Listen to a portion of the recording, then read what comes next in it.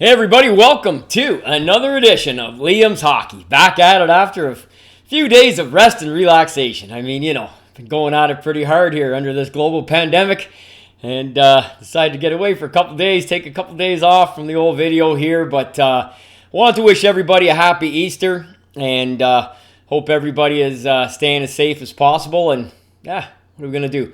Just continue to take it a day and a week at a time and hope for some good news down the road here before the summer gets too far going and too far along, and we've got some solutions, whether it be a vaccine or otherwise. Otherwise, we just keep on chugging, right? Literally and figuratively. So keep that in mind. So just a short one here tonight, as I always say, and then find a way to ramble on. But really only have about three things to talk about. All three of them reflective of this date, and then like to expand a little bit on the particular people that I'm talking about. So on this day in 1955, Dick Irvin Sr. won his last game ever as a coach with the Montreal Canadiens. Now, give you the details on that. Some of you may be aware. He coached the Habs longer than anybody from 1941 to 1955. They were in the finals in 55, in the final, Stanley Cup final, and lost to the Detroit Red Wings. Rocket Richard had been suspended, so they didn't have him. He led the NHL in goal scoring that year, so they didn't have the NHL goal scoring leader. They lost in 7 games to Detroit. They won Game 6, 6-3, I believe it was, which was on this date in 1955, on April 12th. And then I believe it was 2 nights later they lost Game 7. And then during the summer, they call it internal pressure or otherwise, but I don't know if the words ever were actually put to Dick Irvin Sr., "You're fired." I don't believe they were. And look, I could pick up the phone and phone his son, who's a dear friend, who we all watched on Hockey Night in Canada for years, and probably get the whole scoop. I've talked to him about it off and on a couple of times, but what I want to talk about him is this. I want to talk about Dick Irvin Sr. He coached 27 years in the NHL. 27, parts of 27 seasons, including 3 stints with Chicago. All those years with Montreal, and a few years with Toronto. He coached in 16 Stanley Cup finals. 16 finals, winning 4 cups. Lost in the finals 12 times with 3 teams. Just think about that for a second. Think about Montreal basically letting him go or forcing him out, firing him, whatever you want to call it, in 1955. Here were his last 4 years coaching the Habs. Losing the final, win the Stanley Cup, losing the final. Last 5 years. Last 5 years coaching the Habs. 4 finals and a cup. And they let him go. Now, there's a specific reason, so they say. And this is something I did talk to his son about. And the allegation was that he prodded Rocket Richard into some of his more violent escapades. Not the least of which is what led to the suspension in 55 and ultimately the riot off the ice in Montreal. Look, I don't think he didn't go out and tell Rocket Richard to break his stick over Hal Laco's head. Did the Rocket play with a little bit more reckless abandon when he was being coached by Dick Irvin Sr.? You might be able to make that case. And I know Dick Jr. was a consultant to a degree on the movie, The Rocket, which is fantastic. Roy Dupuis playing the role. Number of NHLers playing different parts in it. Mike Ricci, Vinny LeCavalier, Sean Avery played Bob Dale, who the Rocket fought in New York in that famous fight. You know what? There's a scene in that movie where Dick, the character Mahadi or Hattie, whatever his name was, kind of fairly long-time character, Hollywood-esque type character, played Dick Irvin Sr. And there's a scene in that movie where he wants to get the team going, and he's in the room and he's channeling everybody, he's getting everybody's going, and he's talking specifically to Rocket Richard, and there's this, and if you've seen it, you know what I'm talking about. And he says, "I want the Rocket." Like how much truth? I'm not saying that line actually ever happened. Let's be honest, creative liberty. However, it was known that Dick Sr. didn't have a problem with some of the unbridled violence and passion in the game that would lead to violence, didn't really have a problem with it, per se. Not to say that any coach would have necessarily at that time. Was he a little bit more in tune with it? Well, let's analyze him as a player. I mean, he was regarded as sort of I wouldn't say rough and tumble. He was, he was highly skilled. Highly skilled player. He's in the Hockey Hall of Fame as a player. He went in 1958. He won an Allen Cup, I believe, in Winnipeg in 1915. I think he scored 16 or 17 goals, some ungodly number, in 6 or 7 games to win the Allen Cup in 1915. He played for the Portland Rosebuds. By the time he got to the NHL, he was already 33, 34 years of age. And he played with the Chicago Blackhawks in their first ever season in the NHL, and they made him captain. And he finished second in scoring, I think, in league scoring in 26-27. He was a captain for 2 or 3 years in Chicago. He was their first captain, and he was their 5th coach. And he's in the Hockey Hall of Fame as a player. And the reports, he also had a 9-goal game at one point in one of the previous leagues to the NHL. I mean, this was a highly skilled athlete. He was a great curler. He was a great baseball player. Highly skilled. He's in every Hall of Fame in Manitoba that you can have. He was voted on the All-Century team, the Coach of the Year. He's in the Manitoba Hockey Hall of Fame and the Manitoba Sports Hall of Fame. You're not just talking about a guy who stood behind a bench with the Montreal Canadiens. He was a whole lot more than that. However, is there some fuel to the fire that he lit a fuse under the rocket that in 1955, after losing to Detroit for the second year in a row, despite his absence, that internally the Canadiens felt it was time for a different direction. And they moved on from Dick Irvin Sr. And I did have conversation with his dad about this part of it. When I did ask him point blank about that. And his response came immediate. And he knew that I would know. And he said this: Liam, who was coaching the Habs when the Rocket had his best years? That's a good point. It's a very good point. His best years when he's playing for the Montreal Canadiens, Dick Irvin Sr. was his coach. And yeah, maybe there's a couple of those finals. I mean, in 51, they lost at least 4-1, all 5 games went in overtime. In 52, they had nothing left after that semifinal against Boston, and they went out 4 straight to Detroit. 54, they lost in overtime in Game 7 on the Tony Leswick goal. Doug Harvey goes to reach up with his hand, grab the puck, and hits the tip of his glove and goes over Jerry McNeil's shoulder. I mean, come on. That's Game 7 overtime to win the Cup. And in 55, they lose without the Rocket in the lineup. That's just those last 5 years. I mean, in 47, I think they probably got beat by a better Leaf team in 47. You want to go down the line, you can analyze them all, right? Bottom line is, he was in 16 finals and won 4 of them and say, oh, geez, terrible record. He was in 16 finals as a coach in 27 years. Come on. It's insane, let alone as a player, what he did. So, on this day in 1955, he coached his last ever victory as a Montreal Canadian. I think it's symbolic because of who he is and who he was and who his son was and is. And I think it was noteworthy enough to bring it to your attention today a little bit. He's born in a spot in the Hamilton area that it no longer exists by name. It's called Limestone Ridge. If you ever look up the birthplace of Dick Irvin Sr., it says Limestone Ridge, which, as I understand it, if you're familiar with the Hamilton area, was up in the mountain region of the Hamilton area.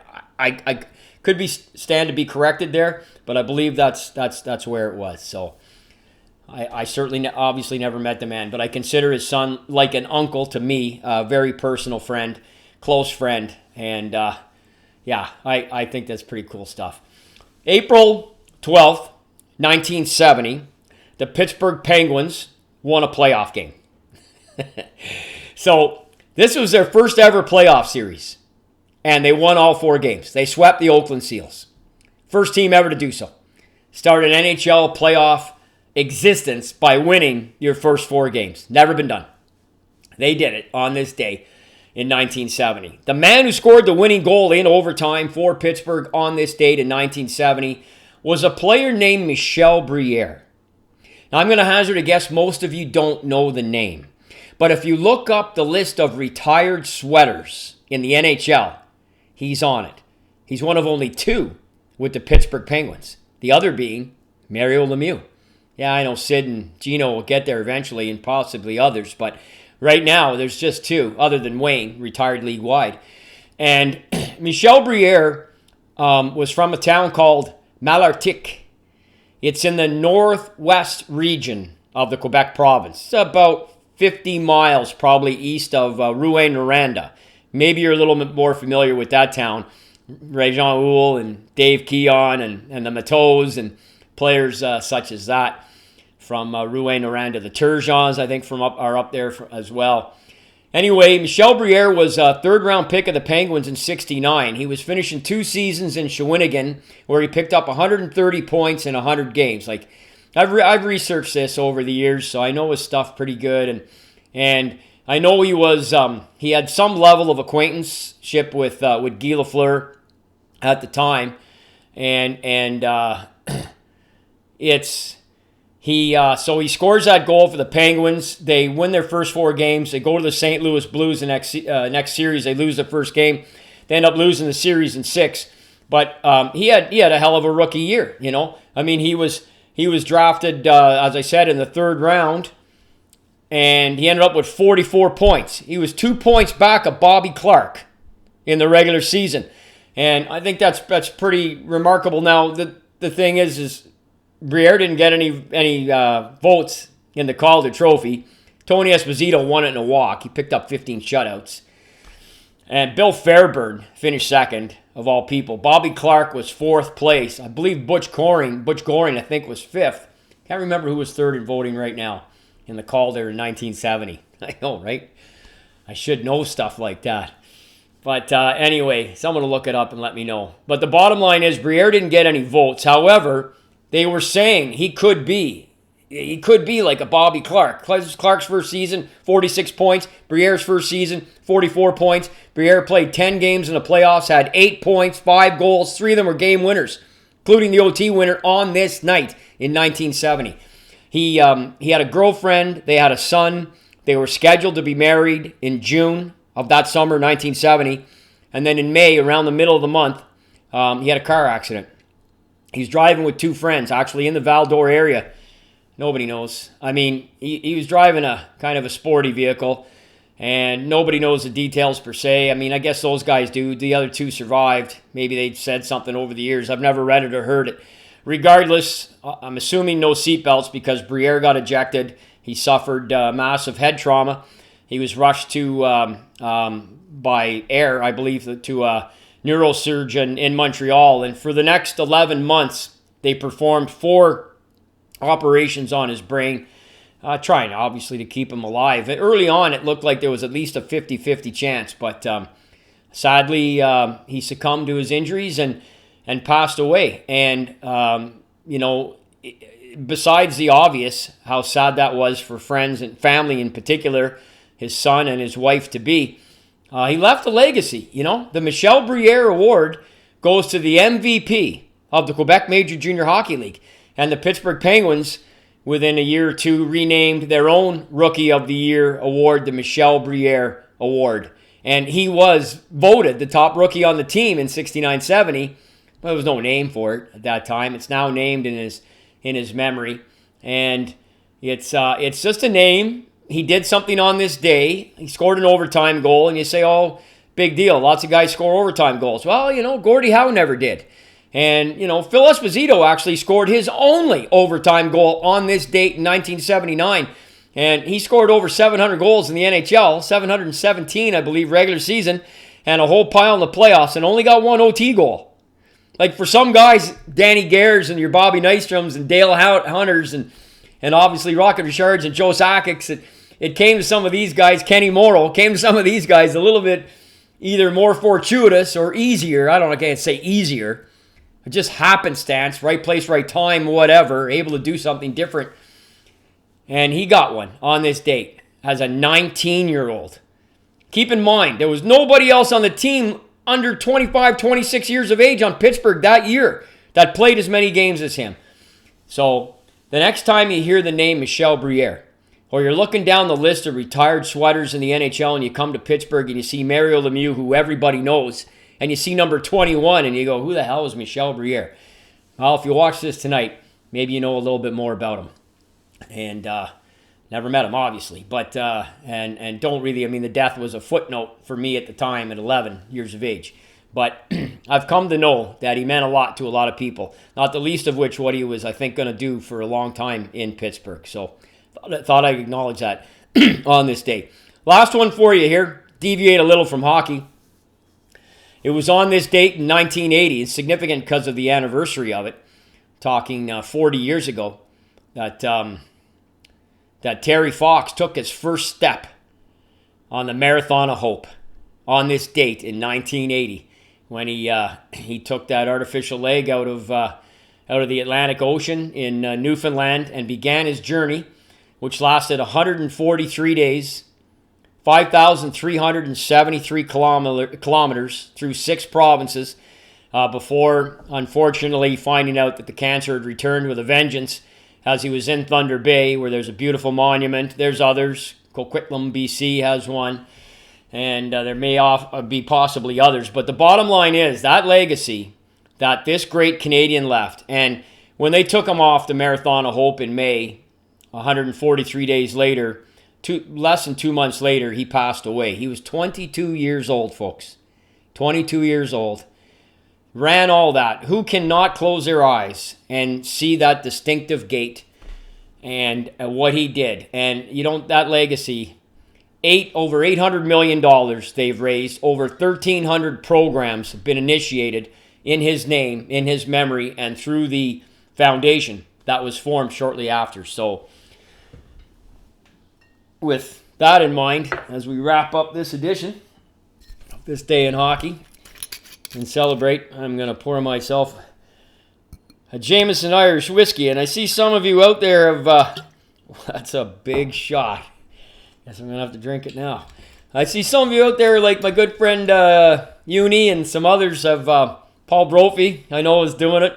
There's a few guys who are doing a shot with me when we do these. So I did it last week, as you may recall, when Colby Cave, I acknowledged him and said a prayer for him that night. I know many of you did too.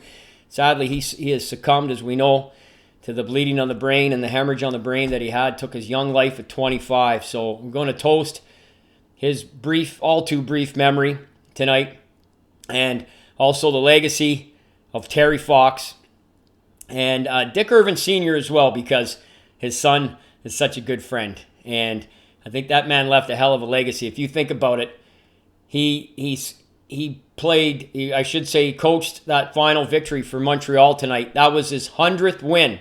His 100th win in the playoffs as a coach, which was a record at that time. It stood for 30 years. 30 years before Al Arbor broke it. And then Scotty Bowman subsequently has broke it. And they're the only two men that have coached more wins in the Stanley Cup playoffs than Dick Irvin Sr. So, behalf of Dick Sr., Colby Cave, and Terry Fox, happy Easter. G'day.